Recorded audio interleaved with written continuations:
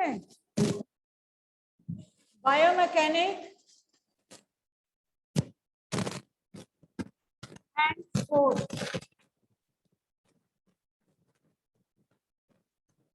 What is biomechanic? Biomechanic किसको कहेंगे? This is the combination of two words, bio plus mechanism और mechanic.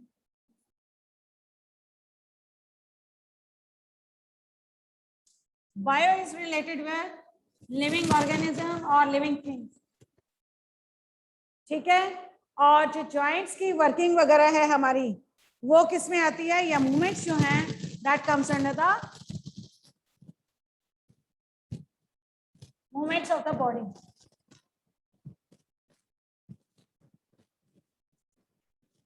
ठीक है.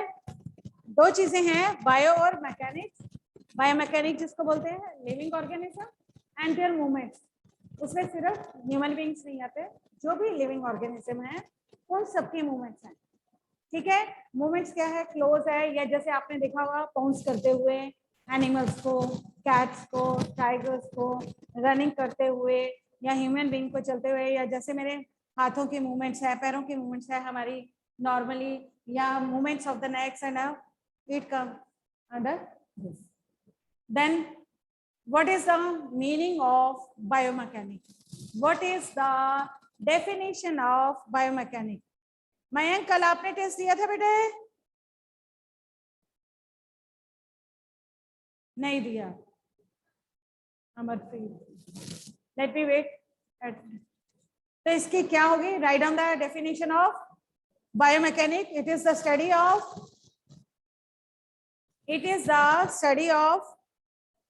forces. It is the study of forces and their effects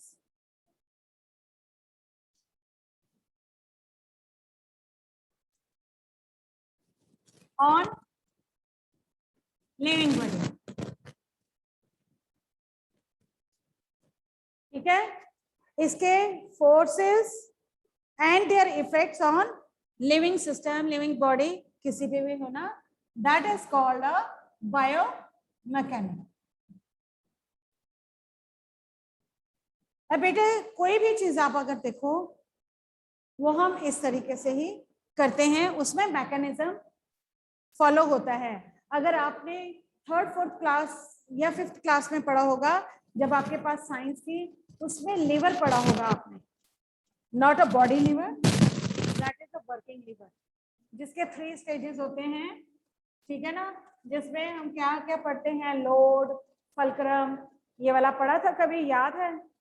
नहीं याद, कुछ भी नहीं. ओ, बॉडी का ओपनर खोलना है, किसी चीज को उठाना है, ये तुम्हारी छोटी बुक में हमेशा एग्जाम्पल होता था. एक बड़े से पत्थर को कैसे उठाना है, ये फोटो याद होगी. याद लेसन नहीं होगा. यहाँ से हम पुश करेंगे, लोड है, फल्क्रम लगाया है और हमने उसको पुश किया है, तो वो आसानी से हिल जाएगा. ओपनर से कैसे हम बोतल को खोलते हैं, कहाँ पर प्रेशर फोर्स पड़ता है, कहाँ पर, ये सारी चीजें क्या है? ये फिजिक्स के हैं, लेकिन ये हमारी बॉडी पर है. किसी बुक को उठाना है, यहाँ पर, यहाँ पर, यहाँ पर कैसे प्रेशर पड़ता है, ये सारी चीजें हमने पढ़ी है ना बच्चे? अब इसी तरीके से हमने न्यूटन्स के लॉ पढ़े हैं. न्यूटन्स के कितने लॉ हैं बेटे, आप बताओगे? 3 है. Very good. पहला लॉ कौन सा है? पहले लॉ में क्या है? It is a matter of laughing कि तुमसे पहला पूछा रहे. न्यूटन्स के पहले लॉ में क्या है? और जितने भी ये लॉज हैं, ये बेटे स्पोर्ट्स में, हर गेम में कोई ना कोई लॉ, या हमारे काम करने के उसमें हर एक में ये फिजिक्स के लॉज जो हैं वो अप्लाई होते हैं, और ये गेम्स में भी होते हैं. समझ में आ गया? पहला लॉ कौन सा है, कोई बताएगा? न्यूटन्स का फर्स्ट लॉ क्या है? Any one of you? That is the third one, और यही हर बच्चे को याद होता है. Every action there is a equal and opposite reaction. First वाला क्या है, कोई बच्चा बताएगा बेटा? Can anyone tell the first law of Newton? They are smiling. हाँ, कोई भी चीज, हमें इसे ध्यान से सुन लो, कोई भी चीज रेस्ट पर जो है, that remains rest till external force is not applied. कोई भी चीज पड़ी की वहीं पड़ी रहेगी जब तक उस पर फोर्स अप्लाई नहीं होगा। अगर एक फुटबॉल है, जब तक तुमने देखी नहीं है ये बॉल, दूर से आके उसको किक नहीं मारते हो, वो आगे नहीं बढ़ती है, वो वहीं की वहीं रह जाती है। ठीक है, जहां पर हिट नहीं हम कर पाते, यानी कि वो रेस्टिंग स्टेज पर ही आती है। अमरप्रीत, अमरप्रीत, पायल, पुलकित, मयंक एंड समृद्धि, आप में से कितनों ने टेस्ट दिया है? Give me the answer. कल टेस्ट था ना बेटे, आप में से कितनों ने दिया है? Samriddhi has given only one. What about Payal Barara? Mayank, why you have not given revision test? Okay, अब एक और चीज ध्यान में रखनी है जो हम न्यूटन्स के साथ करते हैं। पहली बात है न्यूटन्स के लॉ, ठीक है। थर्ड उसने पहले ही बता दिया है, इक्वल एंड ऑपोजिट रिएक्शन होता है। और दूसरा कौन सा है? जितनी स्पीड हमारी है equal proportion to the movement of the object. Football में अगर बॉल दौड़ रही है, भाग रही है, तो हम उसके साथ इतनी ही स्पीड से दौड़ते और उसको किक करते हैं। That is second. अब ये है हमारी बॉडी की कौन कौन सी मसल्स हर एक मूवमेंट के लिए अलग अलग, ठीक है बेटा। और इसी शायद आपको +1 में पहले दिन आते ही एक चीज कही गई थी, और वो कहा गया था बच्चे अपने मसल्स और उनकी लोकेशन के बारे में जरूर पता होना चाहिए। एटलीस्ट 10 to 12 मसल्स जो हैं वो तुम्हें पता होने चाहिए, तुम्हारी बॉडी की कौन कौन सी हैं और उनकी लोकेशन पता होनी चाहिए। पर मुझे नहीं लगता कि आप में से किसी ने इस पर कभी गौर फरमाया हो या आपको अपनी मसल्स के बारे में भी पता हो। ठीक है, तो आज फिर थोड़ी सी मसल्स की पहले कर ले, जरा लिखो, राइट डाउन। रनिंग में कौन कौन सी मसल्स हमारी यूज होंगी? मतलब वहां आंसर आएगा तो मुझे ये दिखाना है ना, क्वेश्चन आएगा तो मुझे ये दिखाना मैडम ये और ये मसल्स जो हैं वो काम में आती हैं। क्वाड्रिसेप, क्वाड्रिसेप जो है मसल वो यूज होती हैं, हेमस्ट्रिंग्स होती हैं, ग्लूटियस होती हैं, हिप फ्लेक्सर होती हैं, लिखो हेमस्ट्रिंग्स, hamstrings HAMSTRINGS, ग्लूटियस मसल्स हैं, हिप फ्लेक्सर है, काफ मसल्स होती हैं, कोर मसल्स होती हैं, बाइसेप्स होती हैं, ये सारी हमारी रनिंग के उसमें यूज होती हैं। बाइसेप्स सिर्फ अच्छी नहीं है, नीचे भी रनिंग करते हुए तुम्हारी पोजीशन कौन सी होती है? सिर्फ टांगों से ऐसे तो नहीं भागते, तुम्हारी पोस्चर पूरा होता है, जहां पर फोर्स लगता है वो कौन कौन सी? ठीक है, उसके बाद जंपिंग के लिए कौन कौन सी? मैडम हम जिम गए थे, आज तक ये नहीं पता होगा जिम में कौन कौन सी मसल्स बिल्ड होती है, कौन कौन सी होती हैं? लाफिंग, हाँ कौन सी होती है बोलना, बताना जरा। नहीं फिर लैंग्वेज को नहीं ना, अपनी नॉलेज को तो इम्प्रूव करो ना, तो फिर तो कोई भी फायदा नहीं ना। चलो एनी हाउ, जंपिंग में कौन कौन सी होंगी? देखो रनिंग में अगर है उनमें से कुछ तो ऐसी होंगी जो रनिंग जंपिंग में भी यूज होंगी। कौन सी यूज होगी?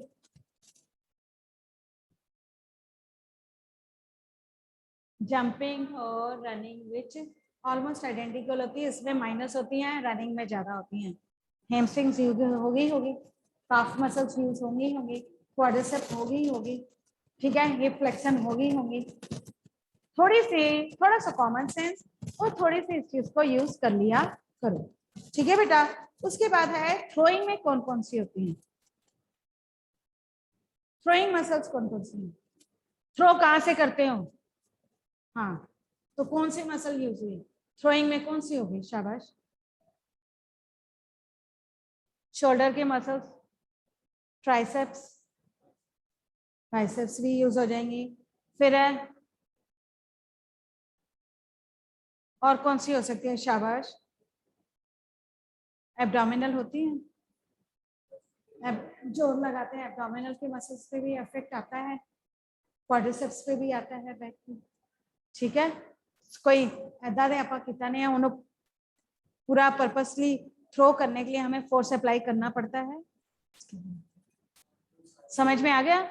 इस चीज का आप तुम्हें ये क्यों कहा जाता है कि जब फिजिकल एजुकेशन पढ़ते हैं उसमें एनाटॉमी है, हमें पता तो हो कि हमारी कौन सी मसल्स किस काम आती हैं, जब ये हम कौन सी एक्टिविटी करते हैं तो उसके साथ रिलेटेड कौन सी हमारी मसल्स।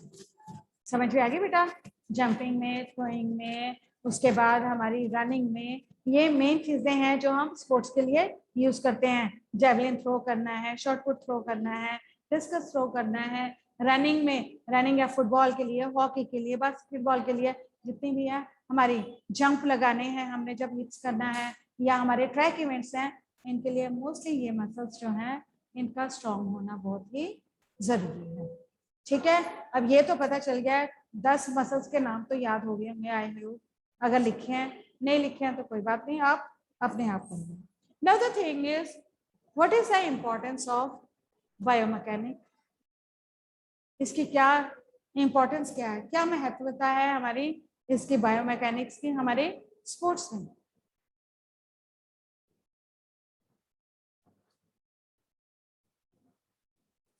क्यों इम्पोर्टेंस है, मुझे नॉलेज ही नहीं होगी, मेरे कुछ है, मैं एक्टिविटी को किस तरीके से, किसी भी तरीके से अज्ञान तरीके से कर सकती हूँ जिससे मेरी परफॉर्मेंस जो है वो बेटर नहीं आएगी।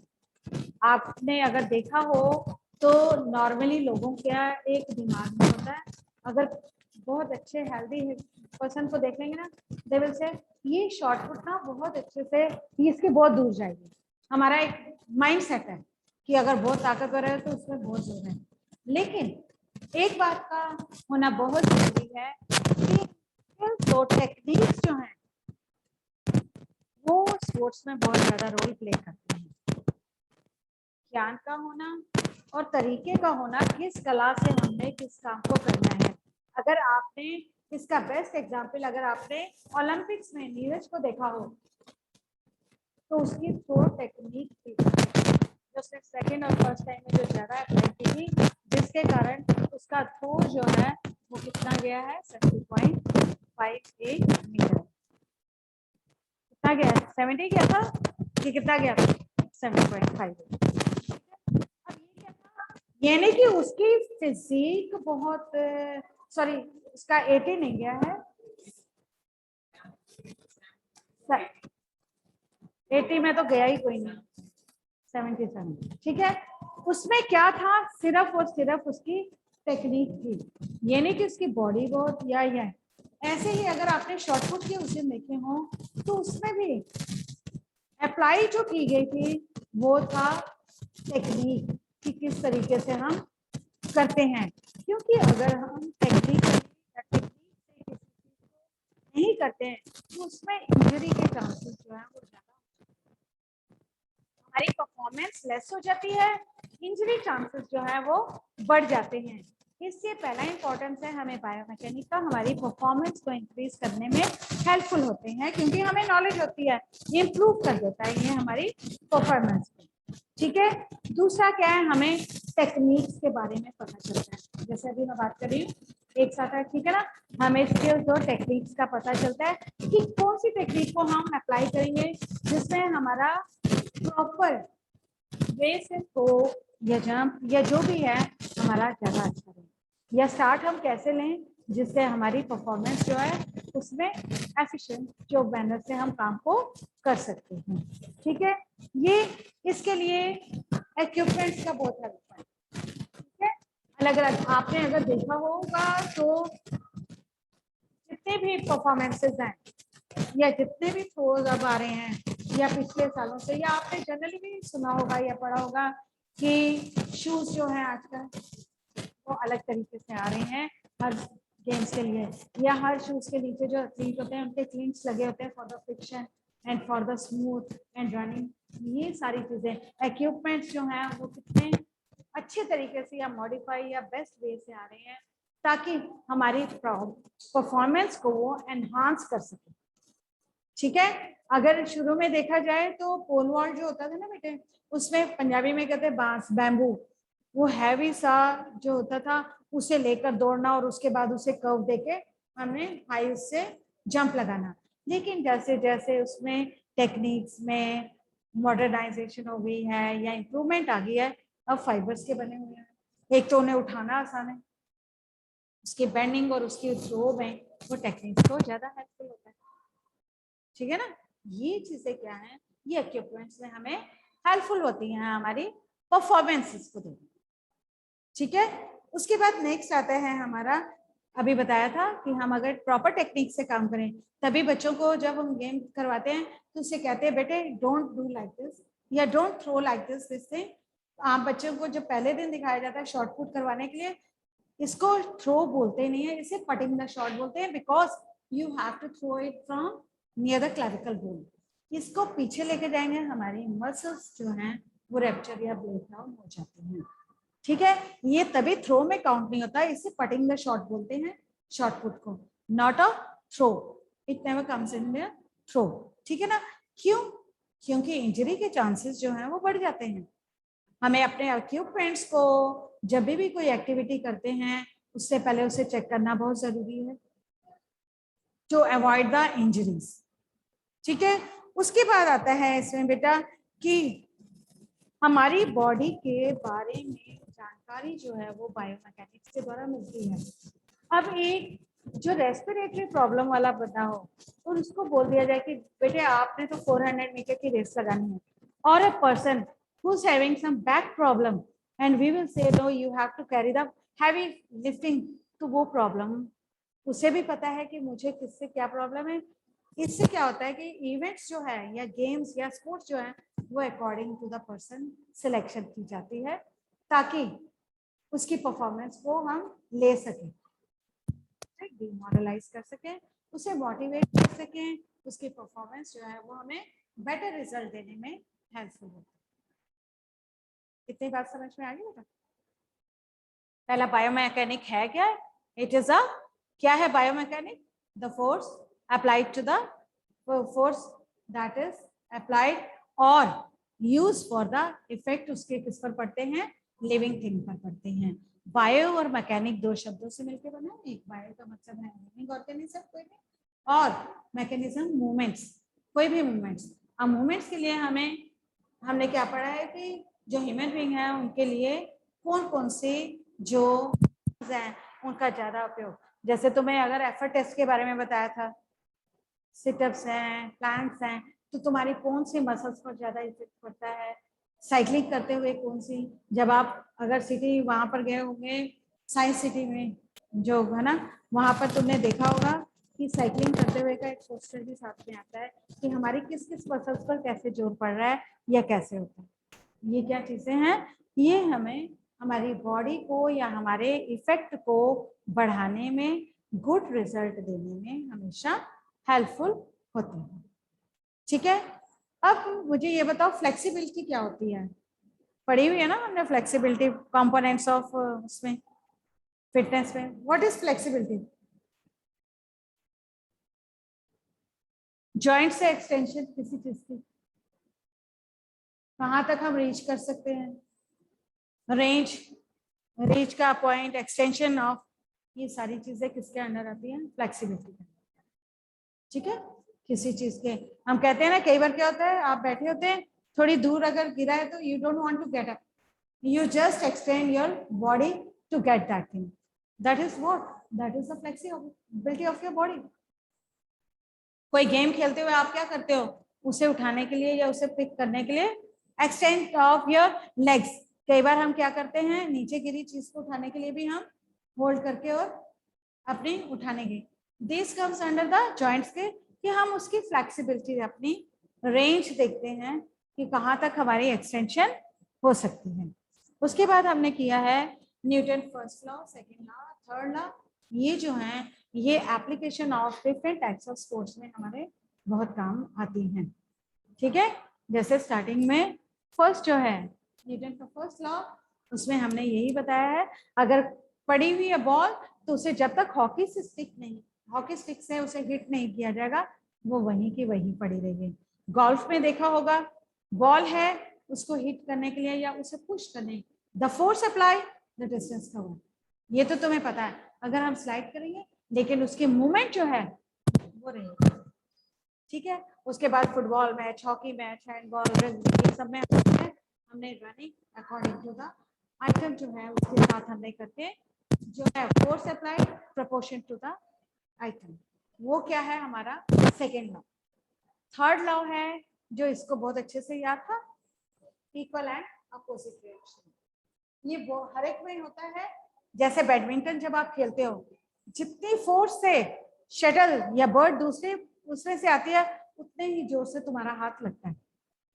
ठीक है ना, इमीडिएट, कई बार तुम्हें रिफ्लेक्सेस का भी पता नहीं चलता and you hit that is equal. In the same way in the swimming, जितने प्रेशर से हम हाथ से को पीछे करेंगे उतने ही प्रेशर से हम आगे की तरफ जाएंगे। ये जो है वो नॉर्मली क्या है बेटा, वो फोर्स फिजिक्स के जितने फॉर्मूले हैं, ट्राइजेक्टरी क्या है, पैराबोला बनाना। अगर आपने देखा हो कि जैवलिन थ्रो में पैगिंग जब तक नहीं होती तब तक वो माना नहीं जाता, तो आपने देखा होगा पैराबोला बनते हुए या सिंपल हाइपर पैराबोला बनते हुए कि किस तरीके से जो जैवलिन था वो डिस्टेंस में क्यों नहीं जा पा रहा या क्यों जाता था।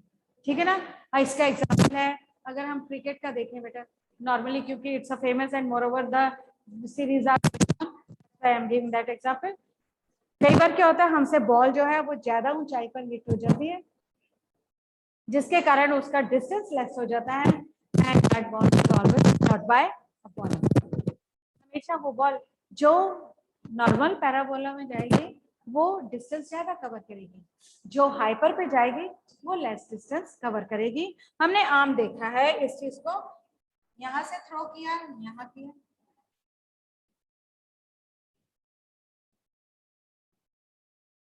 खुद भी देख लो। जब आप कई बार फेंकते हो ना किसी चीज को, कोई कहता है ये बॉल पकड़ा, नॉर्मली हम फेंकते हैं उससे जाते हैं, अगर हम उसको ऊपर ऊंचाई पे लेंगे या वो बहुत आगे आ जाएगी या बहुत साइड पे, ये तुम आम थ्रो करते हुए गेम में देख रहे ना बेटा। दैट्स ऑल फॉर टुडे, आज के लिए ये काफी। Any question from your side? You can ask. कल पढ़ेंगे फ्लेक्शन क्या होता है, एक्सटेंशन क्या होती है, एबडक्ट और एडक्ट क्या होता है। एंड बेटा those who are present today, this is request to come tomorrow positively और अपनी कल वीडियो ऑन रखनी है। ठीक है बेटा, कल आपने अपनी वीडियो जो है वो भी ऑन रखनी है।